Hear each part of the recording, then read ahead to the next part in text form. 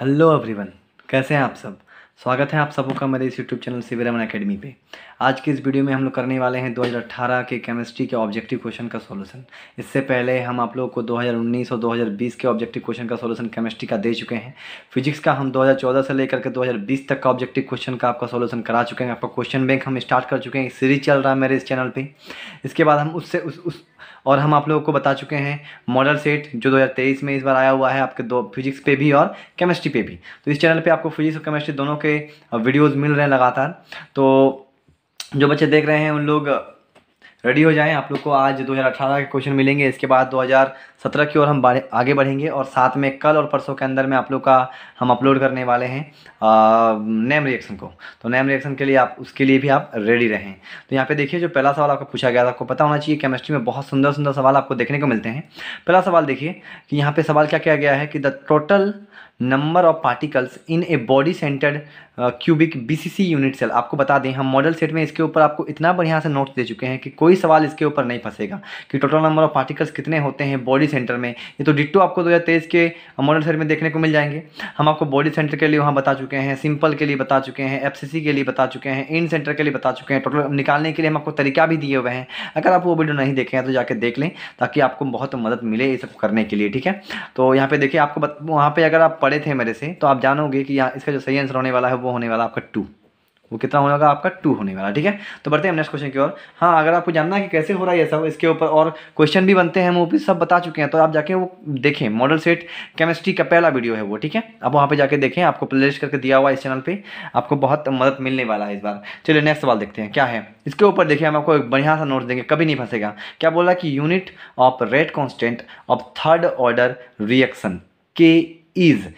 Third order reaction में rate constant का unit क्या होगा, इन 4 ऑप्शन में से आपको ये बताना है। तो आपको बता दें, अभी आपको यहाँ पे थर्ड ऑर्डर पूछा है, आपको सेकेंड ऑर्डर पूछ सकता है, आपको पूछ सकता है फर्स्ट ऑर्डर, आपको पूछ सकता है जीरो ऑर्डर, आपको पूछ सकता है fourth order, fifth order, sixth order. तो ये ऑर्डर जो होता है, इसके लिए हम आपको एक नोट्स दे रहे हैं, कभी फंसने वाला नहीं है। ऑर्डर और मॉलिक्यूलरिटी बहुत इंपॉर्टेंट रहेंगे इस बार आप लोग के लिए, आप जरूर पढ़ें।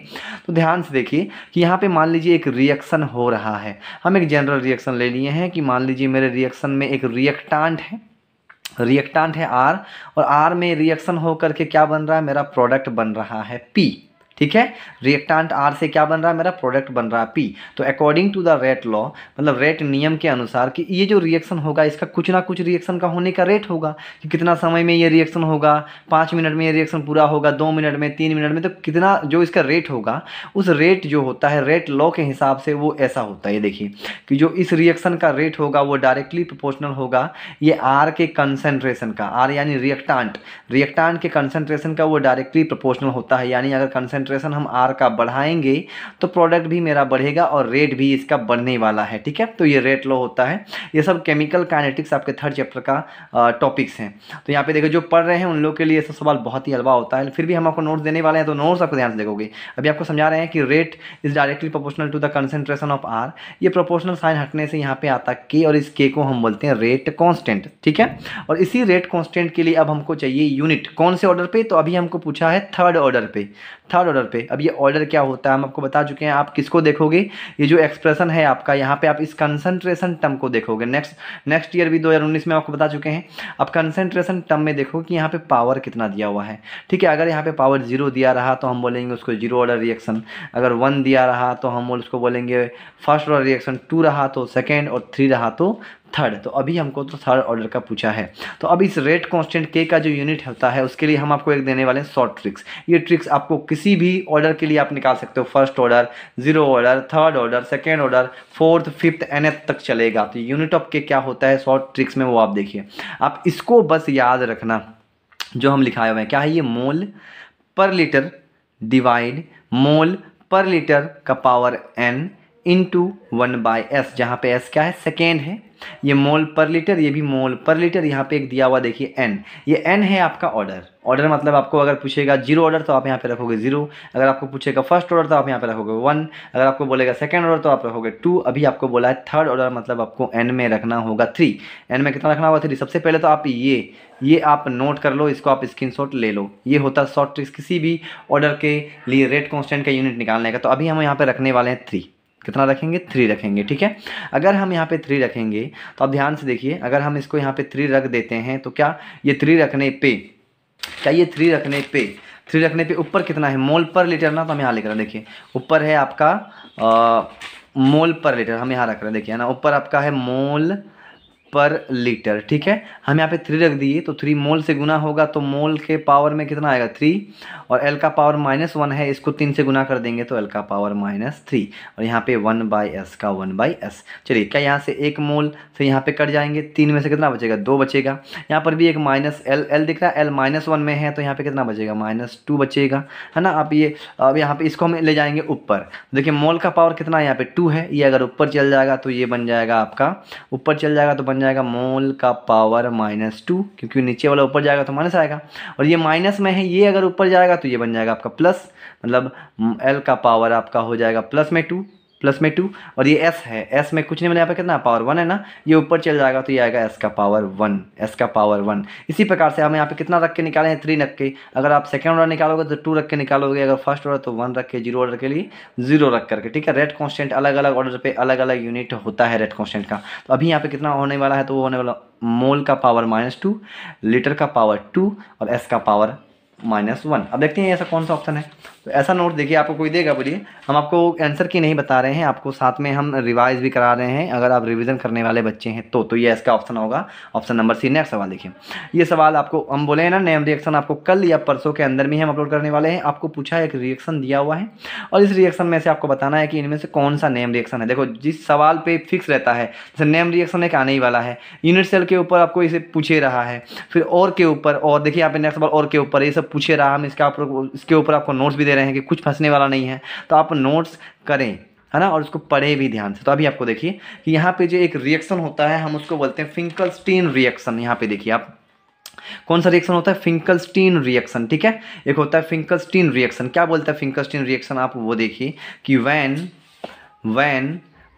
हेलो एल्केन, या फिर हम इसी को बोलते हैं alkyl halide, is reacted with NaI in the presence of dry acetone, then iodoalkane is formed and this reaction is known as Finkelstein reaction. और हम इस रिएक्शन को बोलते हैं फिंकलस्टीन रिएक्शन। मतलब जब हम हेलो एल्केन, मतलब जिसमें हेलोजन ग्रुप लगा रहे, हेलोजन समझ रहे हैं ना, क्लोरीन, ब्रोमीन, फ्रोमीन, आयोडीन, ये सब अगर किसी एल्केन ग्रुप में लगा रहे तो हम उसको हेलो एल्केन बोलते हैं। और उसका अगर रिएक्शन होगा NaI के साथ, मतलब सोडियम आयोडाइड के साथ, किसके प्रेजेंस में, एसीटोन के प्रेजेंस में, तो बनने वाला है आयोडो एल्केन। मतलब एल्केन के साथ कौन अटैच होगा, आयोडो मतलब आयोडीन अटैच होगा, और हम इसको बोलते हैं फिंकलस्टीन रिएक्शन। एल्केन में आयोडीन को लाने के लिए इस रिएक्शन का हम लोग उपयोग करते हैं। जैसे आपको यहाँ पे, जैसे मान लीजिए ये आपका एक हेलो एल्केन है, ये आपका हेलो एल्केन है, जैसे यहाँ पे क्लोरो हो गया, ये क्लोरो 2 कार्बन के लिए इथेन, तो ये क्लोरो इथेन है, हम इसका रिएक्शन कर रहे हैं NaI के साथ, किसके प्रेजेंस में, एसीटोन के प्रेजेंस में। तो यहाँ पे होने क्या वाला है कि इस Cl के साथ रिएक्ट कर जाएगा Na और निकल जाएगा बाहर, मतलब NaCl बाहर निकलेंगे, और I यहाँ पे आके जुड़ जाएगा, मतलब CH3CH2 और साथ में कौन लग जाएगा, I, CH3CH2 और अब आ जाएगा साथ में I, हम इसको बोलते हैं आयोडो मतलब आयोडो इसमें घुस गया, आयोडीन घुस गया, और इस रिएक्शन को हम बोलते हैं फिंकलस्टीन रिएक्शन। तो फिंकलस्टीन रिएक्शन इसका होने वाला ऑप्शन सही सी नंबर। आपको देखिए नेम रिएक्शन हम 2019 में आपको बता चुके हैं क्लेमेंसन के बारे में, आपको 2020 में हम बता दिए गटरमैन के बारे में। तो 3 नेम रिएक्शन तो आपको ऐसे ही हो गया, और आपको हम फिर बोले हैं कि कल या परसों के अंदर में ही आपका नेम रिएक्शन के ऊपर वीडियोज आने वाले हैं। तो आपको नेम रिएक्शन का हम तैयारी करा रहे हैं, ठीक है, तो आप बढ़िया से करें, आपको मार्क्स मिलेगा, भरोसा रखिए मेरे ऊपर। मेरे को भी पढ़ाते हुए बहुत साल हो गया, 4 साल हो रहा है, और 2 साल तो मैंने खुद पढ़ा है अपना 11th 12th, और उसमें मैंने अपना डिस्ट्रिक्ट टॉपर भी कर चुका हूं। तो गलत कुछ नहीं पढ़ाऊंगा, और कुछ आपको ज़्यादा भी नहीं बोलूँगा कि ये सब आएगा ज़रूर पढ़िए, ऐसा नहीं। हम आपको तैयारी करा रहे हैं, रिवीजन करा रहे हैं। आ सकता है पूछा जाता है ये सवाल, आपको क्वेश्चन बैंक देखने को मिल रहा है। नेक्स्ट सवाल देखिए, और के ऊपर हम बोल चुके हैं कि आएगा मतलब आएगा। अब आपको उसी दिन हम बता चुके हैं कि यहाँ पे क्यूपराइट किसका और है, क्यूपराइट। तो अगर वो नोट्स आपको ऐसे, ये नोट दिए थे, याद होगा आपको ये नोट कि एल्यूमिनियम का ये होता है, Fe का ये नोट्स है, ये सब का इसका और है ना, कॉपर का ये सब और है। देखिए कॉपर, पायराइट, मेलेचाइट और क्यूपराइट। तो अभी तो आपको क्यूपराइट का पूछा है, हम आपको वहाँ पे नोट्स दे चुके हैं 2019 में। अगर आप नोट्स नहीं किए तो वीडियोस तो है मेरे चैनल पे, आप जाके देख सकते हैं, वहाँ से आप तैयारी करिए। इसका ऑप्शन सही होने वाला कॉपर का।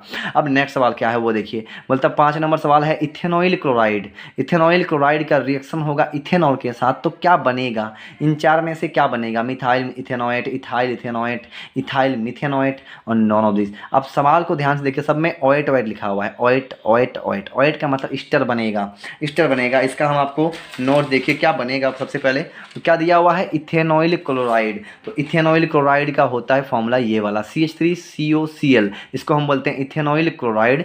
इसका रिएक्शन होगा इथेनॉल के साथ, इथेनॉल 2 कार्बन का अल्कोहल, ये है मेरा इथेनॉल, समझ रहे हैं। इसका इथेनॉइल क्लोराइड का रिएक्शन होगा इथेनॉल के साथ, तो होने क्या वाला है, यहाँ से H और यहाँ से Cl बाहर हो जाएंगे, मतलब HCl बाहर निकल जाएगा यहाँ से HCl, ठीक है। एक एसिड है ना, एसिडिक गैस बाहर निकलेगा HCl, तो जुड़ेगा कौन, यहाँ पे कौन बच गया CH3CO, तो हम लिख दिए CH3CO। यहाँ से H बाहर निकल गया, मतलब O बचेगा, देखिए O, फिर CH2 और CH3, CH2 और CH3, और इसका नाम क्या होता है, इधर भी देखिए 2 कार्बन है, इधर भी 2 कार्बन है, इसका नाम होता है दो इथाइल इथेनॉएट। क्या नाम होता है, इथाइल इथेनॉएट, इसको हम ईस्टर बोलते हैं, ईस्टर फॉर्मेशन है ये। तो इसका ऑप्शन जो होने वाला सही वो होने वाला आपका option number b, ethyl ethanoate. Next सवाल देखते हैं, छठा नंबर, कि acid chloride is reduced to aldehyde by which of the following. Acid chloride को हम एसाइल क्लोराइड भी बोलते हैं, और एसाइल क्लोराइड का रिडक्शन हो रहा है किसमें, एल्डिहाइड में। तो किस नेम रिएक्शन, फिर से नेम रिएक्शन आया आपको, मतलब इसमें और एक नेम रिएक्शन देखने को मिलेगा। तो किस नेम रिएक्शन से ऐसा होता है, तो उसका नाम है रज़नमंड रिएक्शन। तो पहले आप वो देखिए, उसके बाद हम आपको ऑप्शन की ओर ले जाएंगे। एक होता है रज़नमंड रिडक्शन। क्या होता है कि व्हेन एसिड क्लोराइड, जिसको हम एसाइल क्लोराइड भी बोलते हैं, इज रिएक्टेड विथ H2, किसके साथ रिएक्शन होगा, H2, मतलब इसको हाइड्रोजनेटेड करेंगे, H2 को उसमें ऐड कराना है, किसके प्रेजेंस में, पैलेडियम, किसके प्रेजेंस में, पैलेडियम, जिसका सिंबल क्या होता है पैलेडियम का, PD होता है, PD। जब हम एसिड क्लोराइड का रिएक्शन करेंगे H2 के साथ in the presence of palladium PD on barium sulphate BaSO4, मतलब PD और BaSO4 के प्रेजेंस में हम H2 का रिएक्शन करने वाले हैं एसिड क्लोराइड के साथ, तो क्या बनता है, एल्डिहाइड बनता है। और हम इसी रिएक्शन को जाना जाता है रज़नमंड रिडक्शन के नाम से। रिडक्शन मतलब समझ ही रहे हैं कि हाइड्रोजन ऐड होने वाला है। तो ये होता है एसिड क्लोराइड COCl, जिसको हम एसाइल क्लोराइड भी बोलते हैं। इसको रिएक्शन हो रहा है H2 के साथ PD और BaSO4, मतलब पैलेडियम और BaSO4। तो होता क्या है, यहाँ से एक H और यहाँ से एक Cl, बाहर निकल के HCl और एक H यहाँ पे अंदर आता है, तो CHO बनता है। ये देखिए बेंजल्डिहाइड CHO, वो तो पहले से ही था, यहाँ से एक H जाके अटैच होता है और एक ठो HCl को लेके निकल जाता है और ये बना के देता है बेंजल्डिहाइड। तो यहाँ पे देखिए और एक नेम रिएक्शन आपको मिल गया, 4 हो गया। एक आपको इसी साल 2018 में आपको देखने को मिला फिंकस्टीन रज़नमंड, 2019 में देखने को मिला था क्लेमेंसन, और 2020 में आपको जो पढ़ाए थे उसमें देखने को मिला था आपको गटरमैन कॉच रिएक्शन। तो 4 नेम रिएक्शन तो आपको ऐसे ही मिल गए। स्वार्ज भी होता है, बहुत सारे नेम रिएक्शन होते हैं, हम आपको कराने वाले हैं, मतलब कराने वाले हैं। आप एकदम भी चिंता नहीं करेंगे नेम रिएक्शन के ऊपर, कोई दिक्कत नहीं होगा आपको जेक बोर्ड में नेम रिएक्शन के ऊपर, ठीक है। अब आते हैं नेक्स्ट सवाल की ओर बढ़ते हैं। क्या बोलता है, एंजाइम्स आर, एंजाइम्स क्या होते हैं, कार्बोहाइड्रेट होते हैं, प्रोटीन होते हैं, विटामिन होते हैं, नॉन ऑफ दिस, कोई नहीं हो, कुछ नहीं होते, ऐसा सवाल पूछा गया, ठीक है। तो एंजाइम्स क्या काम करता है हमारे शरीर में, बहुत सारे जो हमारे शरीर में बायोलॉजिकल प्रोसेस होते रहते हैं, है ना। कभी सुक्रोज को इसमें चेंज करना, कभी हार्मोन्स का साबित करना, या फिर कुछ भी बहुत सारे प्रक्रिया जो हमारे शरीर के अंदर में चलते रहता है, वो एंजाइम्स के मदद से होता है। और एंजाइम जो होता है वो प्रोटीन होता है, क्या होता है, वो प्रोटीन होता है, ठीक है। ये बायोमोलिक्यूल्स का सवाल है। नेक्स्ट सवाल आप देखिए कि CH3CN का रिएक्शन हो रहा है Na in the presence of C2H5OH, मतलब इथेनॉल के प्रेजेंस में, तो प्रोडक्ट क्या बनेगा। तो ये एमाइन चैप्टर का है, जो पढ़ चुके हैं उन लोग के लिए तो ये हलवा होगा, जो नहीं पढ़े हैं उन लोग थोड़ा सा देखें, इसमें दिक्कत वाली बात नहीं है। यहाँ पे एक टॉपिक्स आप देखिए, रिडक्शन ऑफ नाइट्राइल, नाइट्राइल यानी वही CN, ठीक है, नाइट्राइल यानी CN, इसको हम साइनाइड भी बोलते हैं। इसको क्या कराया जाता है, रिडक्शन कराया जाता है। रिडक्शन का मतलब समझ रहे हैं, हाइड्रोजन ऐड होगा या फिर ऑक्सीजन बाहर निकलेगा। तो अभी तो आपको यहाँ पे देखिए CH3CN जो आपको ऑप्शन में दिया हुआ है, वही ले रहे हैं CH3CN।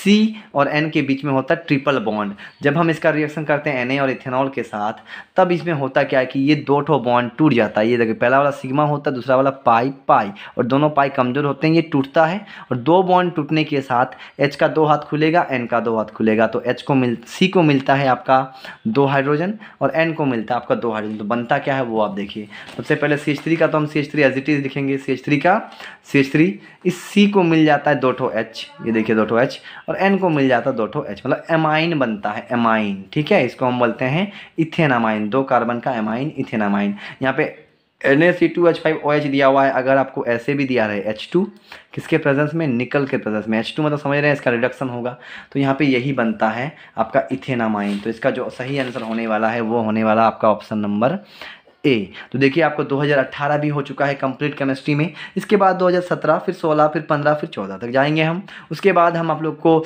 नेम रिएक्शन बीच में ही आपको देने वाले हैं, और उसके बाद हम आपको कोशिश करेंगे 2022 में 5 सेट आ चुका था, 2022 में कितना सेट आया हुआ था, 5 सेट, उसको कराने का। तो आपको हम तैयारी करा रहे हैं, अब बढ़िया से पढ़ें और टेंशन बिल्कुल भी ना लें, क्योंकि टेंशन से जो भी एग्ज़ाम देने जाता है वो कुछ ना कुछ गलती करके ज़रूर आता है। अब समय रहा नहीं कि आप टेंशन करें, अब आपके पास समय ये है कि आप मेहनत करें। तो चालू करें मेहनत और बढ़िया से पढ़ें। ठीक है, मिलते हैं नेक्स्ट वीडियो पे।